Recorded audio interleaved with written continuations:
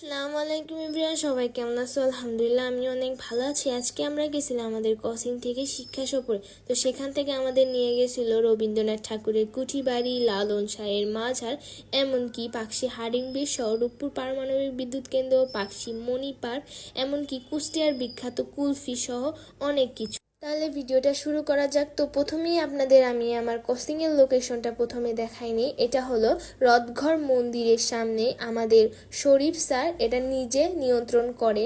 তো যাই হোক, আমরা বাসে উঠে পড়লাম, বাসটা চলতে শুরু করলো। ফাইনালি আমরা যাচ্ছি আমাদের গন্তব্যে। এখানে তো আমরা ফ্রেন্ডরা অনেক মজা করতে করতে আমরা যাচ্ছিলাম। আমরা সবাই তো অনেক খুশি ছিলাম, নাচ গান হই হুল্লো করতে করতে যাচ্ছিলাম, কিন্তু মাঝখানে আমার ফ্রেন্ডের হাত চুড়ি ভেঙে ওর হাতটা কেটে গেছে। তো আমরা প্রথমেই বাস থেকে নামার পরে ওর হাতটা ড্রেসিং করা হয়। ওরা অনেকখানি হাত কেটে গেছিলো। যাই হোক, এরপরেই চলে আসলাম কুষ্টিয়ার বিখ্যাত কুলফি রসমালাই। তো এরপরে তো আমরা চলে গেলাম রবীন্দ্রনাথ ঠাকুরের কুঠিবাড়ির সামনে। তো আমরা সব ফ্রেন্ডরা মিলে টিকিট কাটছি। টিকিট কেটে স্যার ম্যাম আমার সব ফ্রেন্ডরা ঢুকছে ওইখানে। এত সুন্দর জায়গা ভাই, দেখলে কে বা খুশি হবে না? সবাই তো অনেক খুশি ছিল। জায়গাটা এত সুন্দর ছিল। ওনার বাড়ির ভেতরে সব কিছুই অনেক সুন্দর ছিল। উনি যা যা ব্যবহার করছেন সব কিছু এখানে সুন্দর করে সাজানো ছিল। ওনার ছবি, গল্প, কবিতা যা যা লেখছেন সব কিছু কিছু কিছু অংশ করে দেয়ালে সুন্দর করে টাঙানো ছিল। তারপরে ওনার কবিতা, গান, কোন কোন রুম, সিঁড়ি, তার ব্যবহার করা টেবিল, চেয়ার সব কিছুই সুন্দর করে সাজানো ছিল। তার বেডরুম সহ সব কিছুই ওখানে ছিল। এমনকি তার বারান্দা, যেখান থেকে পুরা বাড়িটা এত সুন্দর। এরপরে তো আমরা এখান থেকে নেমে তার ঘাট বলতে গেলে পুকুরি, যেখানে কিনা হয়তো তিনি একসময় বসে থাকতেন, গান কবিতা লিখতেন। যাই হোক, ফোনে চার্জ ছিল না, এই জন্য ওনার কুঠিবাড়ির ভেতরে এসে চার্জ দিছি। মানে কি বলবো, স্মরণীয় একটা ঘটনা যেটা বলার মতো। যাই হোক, বাইরে একটা পালকি ছিল, এখানে আমি বসছিলাম বউ সেজে। তো আমাদের এখানে স্যারেরা লটারির ব্যবস্থা করছিল। অবশ্য আমার লাক ভালো না, তারপরে আমি ট্রাই করছি, দেখি আমি পারি কিনা। তো এরপরে তো আমরা সবাই অনেক মজা করতে করতে ওইখান থেকে বের হয়ে চলে আসি। এরপরে আমরা যাবো আমাদের নেক্সট স্টপে।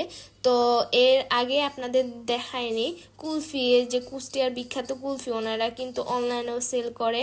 তারপরে সব থেকে ইন্টারেস্টিং জিনিস ছিল এইটা, যেটা কিনা আমি প্রথমে ভাবছিলাম সত্যি আইফোন।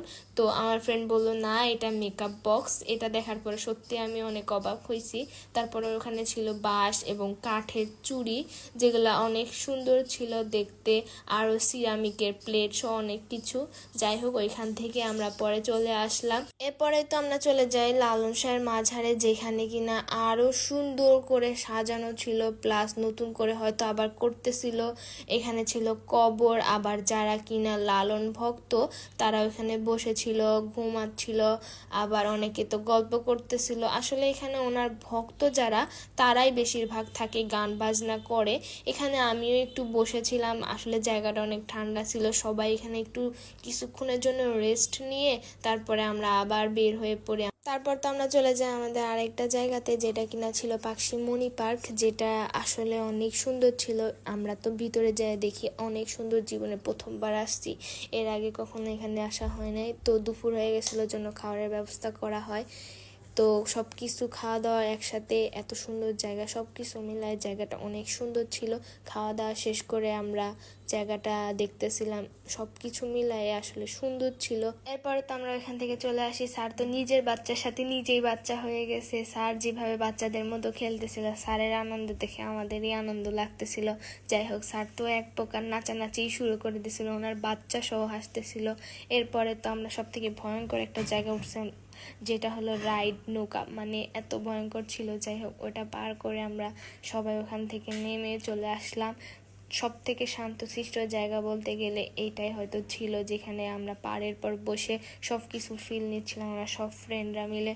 তো এই ফুলটা কিন্তু আমার কেউ দেয় নাই, আমি নিজে তুলছি, কেউ আবার কিছু মনে করো না, প্রমাণ সহ আছে। এবারই তো শুরু হয়ে যায় সবার ভাগ্য পরীক্ষা। এর আগে লটারি কাটা হয়েছিল, তো এখন দেখা হচ্ছিল যে কার কপালে কি আছে। আমি তো অনেক নার্ভাস ছিলাম। তো যাই হোক, আমি ভাবতেও পারি নাই যে আমি নিজে পুরস্কারটা পাবো। আসলে অনেক ভালো লাগতেছিল যে পুরস্কারটা আমিও পাইছি।